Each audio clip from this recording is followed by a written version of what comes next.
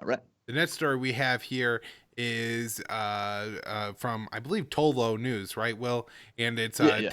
Taliban violence too high, support to ANDSF. I believe that's the Afghani National Defense Special Forces to continue. And so this is a report from the Americans basically saying that they're.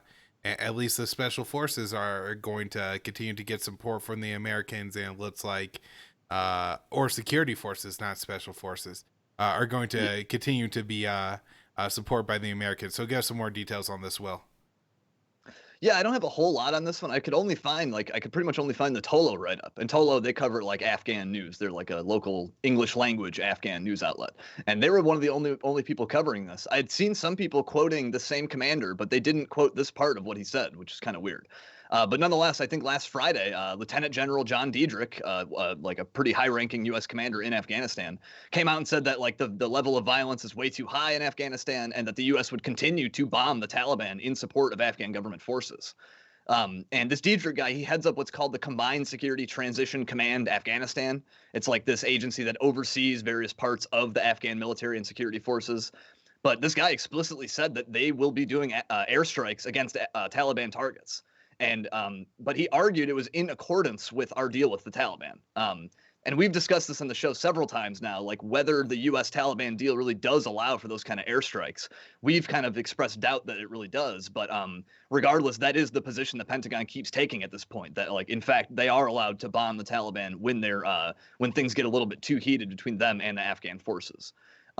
This is also significant though, because like as we also covered in the show a few weeks ago, recently the U.S. Special Envoy to Afghanistan, Zalmay Khalilzad, as well as a U.S. military commander, I forget which one, but they came out jointly and said that the Taliban had agreed to a reset on the deal, like the withdrawal deal, and that both sides would do better to fulfill the letter and spirit of the agreement, like that kind of thing, a reset.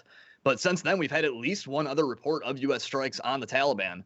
And now we have this statement virtually promising that there will be more. That's what Diedrich said, that we will continue to strike the Taliban. So that is kind of concerning. I think that he's straight up just saying we will be launching more attacks. However, one interesting thing that Diedrich did say, I think he's one of the first to confirm that the U.S. troop level is now down to 4,500 in Afghanistan, which is like the lowest number we've had there in like well over a decade. So it does seem the withdrawal is happening for now. That they had previously announced that they would reduce it to 4,500 in November, and that appears to have happened. I don't know, maybe you had seen it earlier than this, but this is the first I had seen of them saying that it is actually now down to 4,500. So it does seem the withdrawal is proceeding. Yeah, so I mean that's a good point. Well, I didn't actually pick that up, that was probably the confirmation on that we've gotten. But the part about the story that I was kind of reading into and couldn't find was what violence of the Taliban are they talking about? Not that I'm sure the Taliban are carrying out attacks and stuff like that, but it doesn't seem to be particularly high. In recent attacks in Afghanistan that have made headlines have been the two Islamic State attacks on Kabul University that have killed a bunch of students. And then actually, Tolo News lost one of the reporters to an ISIS suicide bombing in Kabul. And Yeah, yeah. so I don't know. Recently we also talked about the fact that the U.S. has carried out airstrikes in support of the Taliban, and so you have to wonder if maybe that would be a better purpose if the U.S. was actually concerned about violence in Afghanistan to focus those airstrikes on the Taliban, or not the Taliban, on the Islamic State rather than the Taliban. But yeah, it seems that that's the direction we're going. And the more fighting that goes on between the U.S. and the Afghan defense forces, and then the Taliban, the probably better the situation is in Afghanistan for the Islamic State, and that's the Khorasan faction there.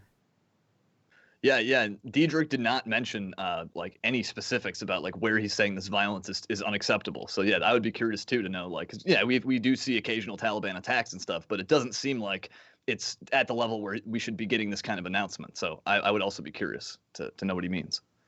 All right, well, let's move on to